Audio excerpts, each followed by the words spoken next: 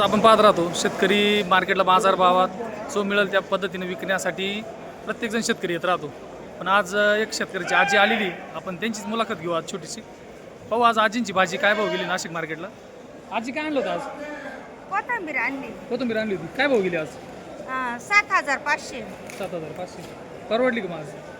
आता परवडली नाही, 10,000 रुपये जायला पाहिजेत होती लय ना. पाणी पाऊस किती चिखल, बाजारभाव कमीच झाले ना. कमीच झाले ना. मग कुठून आली तुम्ही आज? आता वागळून आलोय ना, वणी जवळ. वणीवरून आले. हा, वणीवरून.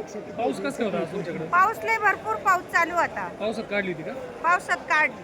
बरं. कुठपर्यंत अपेक्षा होती तुम्हाला? कुठपर्यंत जायला पाहिजे होती? निदान 12-14,000 रुपये पाहिजेत होती ना. भाव कमीच झाले ना आज. कमी झाले आज. कोण कोण आले तुमच्यासोबत? कोण आहे आज? मुलगा येले, नातू येले. बरं, तुम्ही का बरं आले आज? नेमकं काय कारण? आलो सहज बाजार पाहिला. बाजार पाहिला.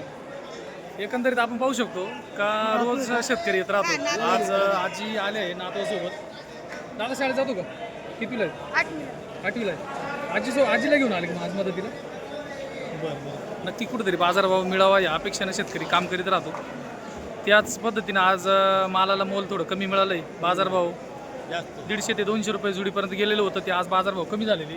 बर, तुमची काय गेली काका आज कोथिंबीर? आज आमची 9,600. 9,600. कुठून आले तुम्ही? चापडगाव, नेपाळ चापडगाव. निपाड चापडगाव.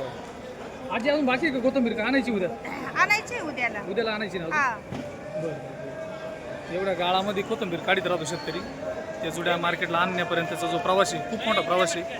त्याच्यात आता एवढे वयस्कर माणसं ज्या वेळेला आपल्या मार्केटपर्यंत पोहोचतात, त्यांची कष्टाची कथा खूप वेगळी राहते. किती वय आहे तुमचं आजी? असेल 70. 70च्या आसपास आहे. हा. बरं. नक्कीच या गोष्टीतून एकच 70 वयाच्या मानाने मार्केटपर्यंतचा जो प्रवास आहे तो वयस्कर माणसं सुद्धा करतात. आज एक छोटीशी मुलाखत आपण त्यांची घेतली. धन्यवाद.